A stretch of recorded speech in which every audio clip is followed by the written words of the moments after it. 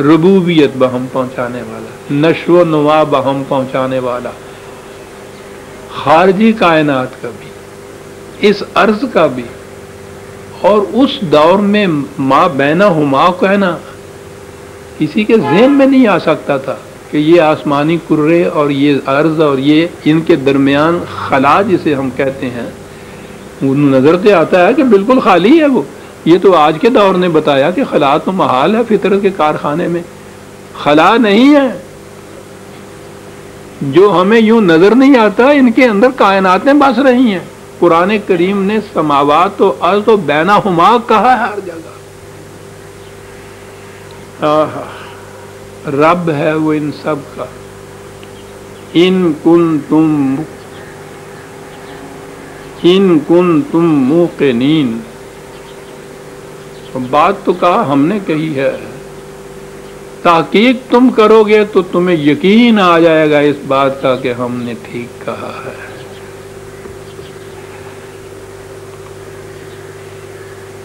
وہ محض بات کہہ کے منواتا نہیں ہے کہ ہم نے جو کہا ہے مانتے کیوں نہیں ہو. نہ، یقین کا درجہ علم سے بھی اگلی منزل ہوتی ہے. تو کیسے یہ اس چیز کے متعلق پتہ چلے کہ جو ہم نے کہا ہے ٹھیک ہے؟ تحقیق کرو گے تو پتہ چلے گا نا. تو یہ تو فریضہ عائد ہو گیا قرآن کو ماننے والوں کا کہ وہ تحقیق کریں اس چیز کی کہ وہ رب السماوات والارض وما بینہما ہے. اور اس تحقیق کے بعد، اس علم کے اگلے درجے کے بعد جس کو یقین کہا جاتا ہے، اس درجے پہ پہنچے تو پھر وہ حقیقت میں ایمان لانے والا ہوگا اس بات پہ کہ واقعی خدا رب السماوات والارض ہے.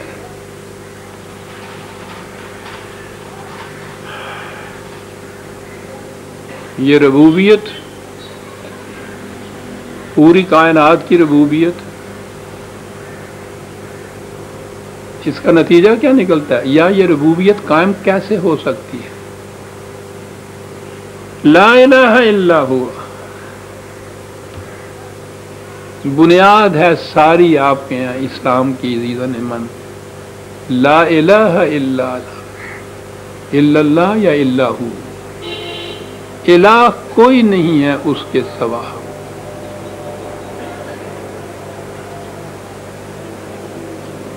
الہ کہتے ہیں صاحب اقتدار کو، جس کی پاور ہو، جس کا اختیار ہو. بنیاد ہے یہ کہ خدا کے سوا کسی کو حق اقتدار نہیں ہے، حق حکومت نہیں ہے، پاور نہیں کسی کے پاس، اختیار کسی کے پاس نہیں ہو سکتا. یہ چیز اگر کوئی اس کا مدعی ہے تو وہ پھر خدا کا شریک کہلائے گا، کیونکہ اس نے لا الہ الا ہو کہا ہے. اس میں استثناء اس نے کسی کی نہیں کی ہے کہ یہ بھی اور وہ بھی. لا یشرک فی حکمہ احد، وہ اپنے حق حکومت میں کسی کو شریک نہیں کرتا. لا الہ. تو اتنی بڑی ذمہ داری جو ربوبیت کی ہے وہی پورا کر سکتا ہے کہ کامل اختیار بھی اسی کے ہاتھ میں ہو. اگر اس کے ساتھ اور بھی ہیں جن کے اختیارات ہیں تو پھر تو ٹھیک ہے نا. یہ رقبہ وہ چھین کے لے جائے گا، وہ زمین اس کے نام لکھی جائے گی، وہ سارا کوئی یوں بٹ بٹا جائے گا. اختیار اس کے ہاتھ میں، یعنی اس کے قانون کی ہاتھ میں اختیار ہونا چاہیے. لا الہ الا ہو. اگر اقتدار اور اختیار کسی انسان کے ہاتھ میں آ گیا ہے تو پھر وہ لا الہ الا اللہ کا ماننے والا معاشرہ نہیں رہے گا. اب یہ بڑی مشکل تھی صاحب. یہاں تو دور اول کے بعد جو ملوکیت شروع ہوئی تو خدا کا تو اقتدار ہی کہیں نظر نہیں آتا.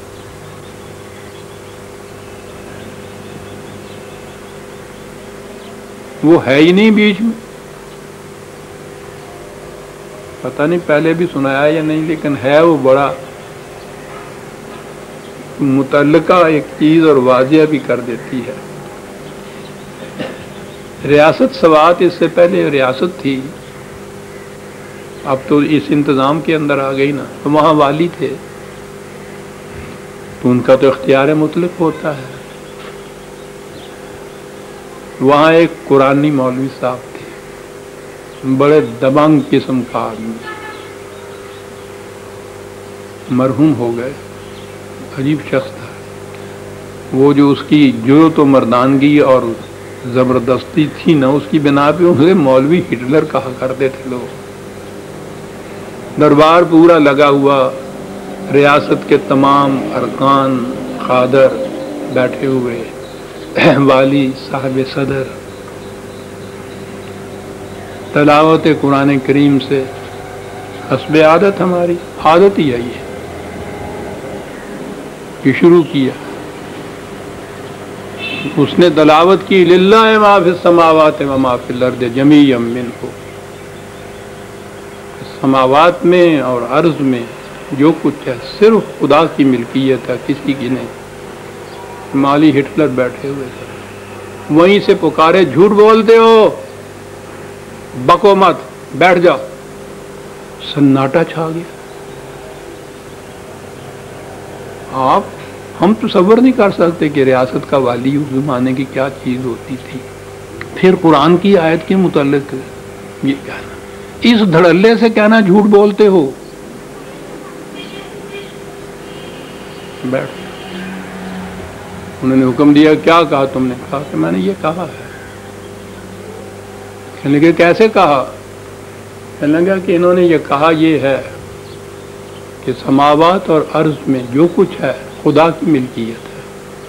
سماوات کا تو مجھے علم نہیں ہے، میں وہاں گیا ہوں. باقی ارض کا بھی مجھے پتہ نہیں ہے. جہاں تک ریاست کی ارض یا زمین کا تعلق ہے، میں یہ جتنے بھی ریونیو کے دفاتر ہیں، مالیہ، ان کے دفاتر کے ریکارڈز میں دیکھ کے آیا ہوں.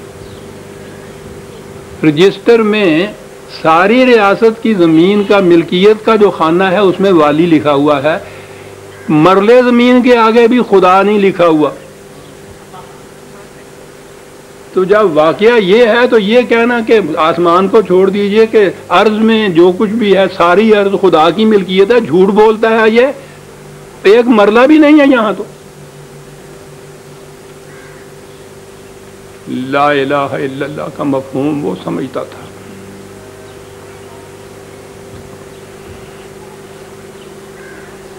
پھر آپ سمجھ سکتے ہیں دوسرے دن مولانا کہاں ہوں گے، کہاں کہا ہے رب السماوات والارض وما بینہما ان کنتم موقنین لا الہ الا ہوا یحیی و یمیت. موت اور زندگی اس کے قانون سے وابستہ ہے. زندگی عطا کرنے والے اسباب اور سامان جتنے ہیں یہ بھی اسی کی ملکیت کے اندر رہنے چاہیے، کسی دوسرے کے نہیں. کہا تمہارا ہی رب نہیں. یہ بات نہیں کہ میں پہلی دفعہ کہہ رہا ہوں. نزول قرآن میں نبی اکرم صلی اللہ علیہ وسلم فرما رہے ہیں اپنی مخاطب قوم کو، تمہارا ہی رب نہیں، رب و آبائکم الاولین، تمہارے آباء و اجداد کا بھی وہی رب تھا. کوئی نیا خدا نہیں میں لایا تمہارے لیے، شروع سے یہی رب چلا آ رہا ہے. کہا حقیقت تو یہ ہے، لیکن اب یہ جو نقشہ ہے ان کے معاشرے کا جس میں ایک مرلہ زمین جو ہے اس کے سامنے ملکیت کے خانے میں خدا نہیں لکھا ہوا، یہ کیا ہے؟ کیا یہ ایمان ہے اس چیز پہ کہ واقعی ارض کی ملکیت خدا کی ہے؟ کہا بل ہم فی شک یلعبون، یقین نہیں ان کو اس بات کا، تلاوت کر دیتے ہیں. یہ نہیں یقین ہے کہ واقعی یہ ملکیت خدا ہی کی ہے، دوسرے کی نہیں ہے. اس باب میں کوئی شک میں ہے. اور پھر اس کے بعد جب یقین نہیں رہتا تو کہتا ہے کیا بات کہہ گیا قرآن، کہتے جب ان حقائق یا صداقتوں پہ یقین نہ رہے تو زندگی کھیل کود سے زیادہ کچھ رہتی